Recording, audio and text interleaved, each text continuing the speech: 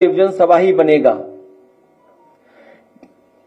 और वो पुरानी कहावत है कि जिस ओर जमानी चलती है उस ओर जमाना चलता है।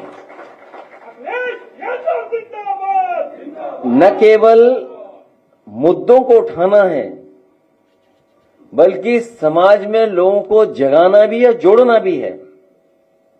क्योंकि जिस तरीके से बेरोजगारी बढ़ रही है, ये सरकार अपनी नाकामी छिपाने के लिए तरह तरह की चीजों को अपनाती है।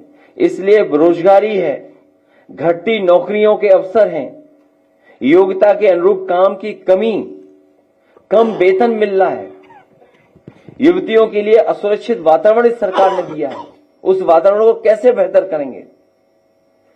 शिक्षा में राजनीति का हस्तक्षेप, और हस्तक्षेप इतना बढ़ गया है सरकार का कि अपॉइंटमेंट से लेकर के नीचे के अपॉइंटमेंट भी, अगर किसी विचारधारा से आप नहीं जुड़े हैं तो आपको वो नौकरी नहीं मिल सकती है।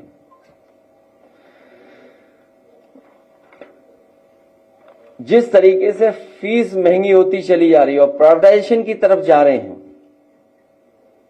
उस पे भी हम लोगों को समय समय पर चर्चा करनी। School, college, university, professional courses, लगातार फीस बढ़ती जा रही है और एक साजिश के तहत फीस बढ़ रही है, जिससे कि गरीब गांव के बच्चे पढ़ लिख करके अपना भविष्य न बना सकें। और उसको रास्ता दिखा रही है सरकार शिक्षा का निजीकरण कर करके। जिस तरीके से प्राइवेटाइजेशन हुआ है और जितनी तेजी से हुआ है, शायद इतना तेजी से निजीकरण कभी नहीं हुआ होगा जो भारतीय जनता पार्टी की सरकार में हो रहा है, दिल्ली और लखनऊ की सरकार मिलकर के। जो ऑनलाइन शिक्षा की समस्याएं हैं, ऑनलाइन जहां हमारी मदद कर रही है पढ़ाई में, वहीं जो समस्याएं हैं उनका समाधान कैसे निकालना, उस तरफ हम लोग काम करेंगे। मैंने मुद्रा योजना के बारे में पहले भी कहा था कि इस सरकार ने झूठ के खातों में 33 लाख करोड़ रुपए भेजे थे और सरकार का ये आरोप, सरकार ये कहती थी कि हम अगर मुद्रा योजना से किसी को मिला है लोन तो वो एक को नौकरी देगा, एक को रोजगार देगा।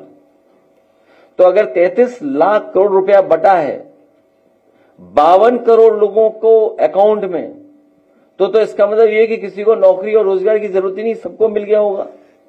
क्योंकि जब 33 लाख करोड़ रुपया बटा है, 52 करोड़ अकाउंटों में गया है, तो अगर एक अकाउंट की वजह से 2 नौकरियां भी मिली हैं, 2 लोगों को रोजगार भी मिला है, तो शायद कोई भी बेरोजगार नहीं बचना चाहिए। मुझे उम्मीद है कि माता पिताओं के साथ बैठ करके बातों को समझाएंगे भी और दूसरों